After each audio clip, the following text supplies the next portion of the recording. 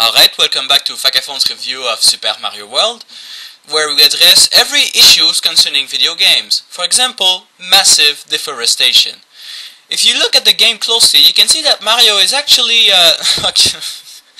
okay, I can't say that with a straight face. It's not about massive deforestation, it's probably just, I don't think they were like trying to make Mario like a bad guy who cuts trees. Oh, by the way, if you wonder why I never color my pictures, this is why. I'm not good at coloring. But concerning that issue, it's kind of like the KKK pub of combat arms. I don't think they actually meant to make combat arms racist or anything. So anyways, I'm going to talk about the levels a little more. Some levels are red and some are yellow. If you do the yellow levels, there's only one path you can take that leads to the ending.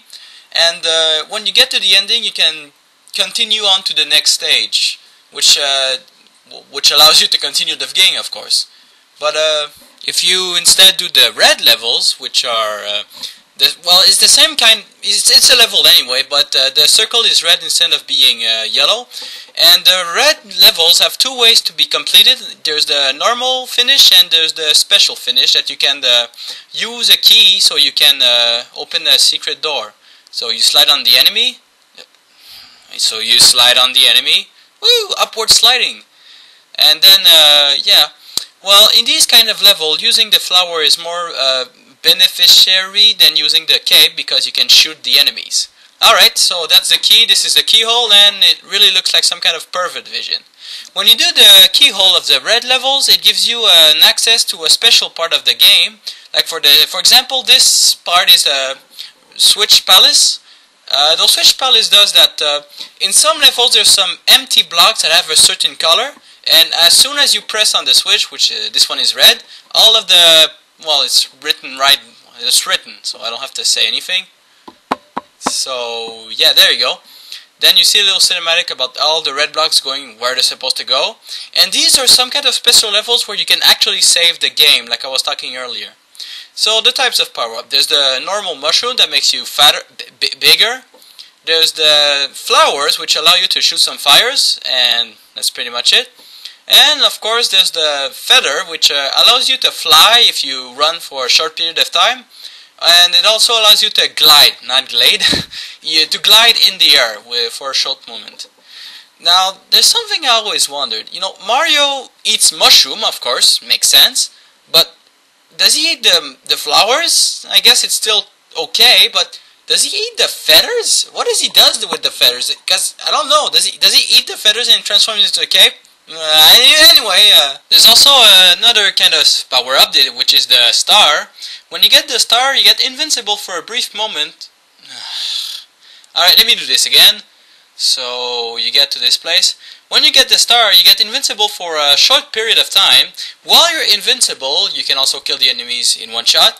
But the more you kill the enemies, the more life up you can get. And apparently the Wigglers give two lives up, the caterpillars. So anyway, these are the power-ups the basic power-ups that you can get.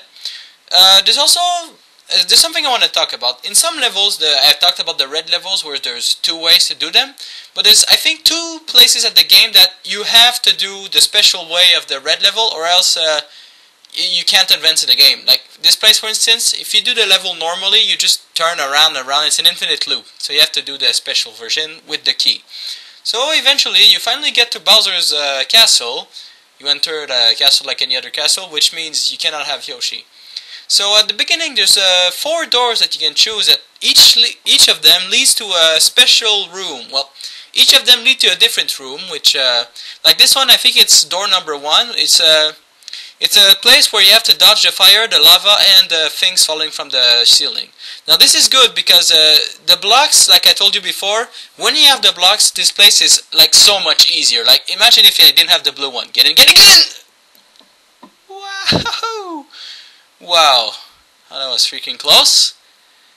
Anyway, so when you're done with the doors, you get to another set of doors. Like this one is number 8, which well, you get attacked by those like football players. There you go. Kick that guy's ass. Oh boy, I I was good at this when I was a young guy, I promise. But if you're like me now and you're not good, well, you'll just take the back entrance, which leads to the last room of the castle. So you get in, and the first thing you'll notice is that it's dark everywhere, but you can activate a light.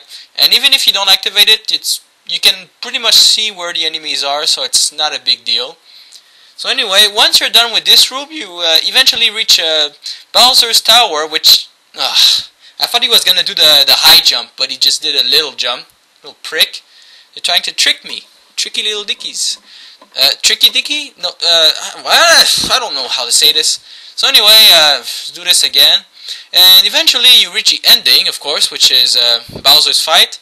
So you finally fight the last boss, which is Bowser.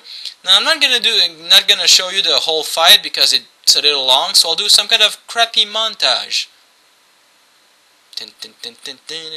Well, okay, I can't really sing this song because I don't know what it is really. Dodge those big balls.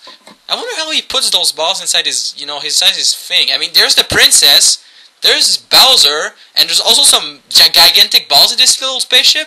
It's pretty damn awesome, if I say so myself. So you simply beat him by taking his little henchmen and kicking them on his head. So once he's dead, the princess is liberated and she floats like an angel.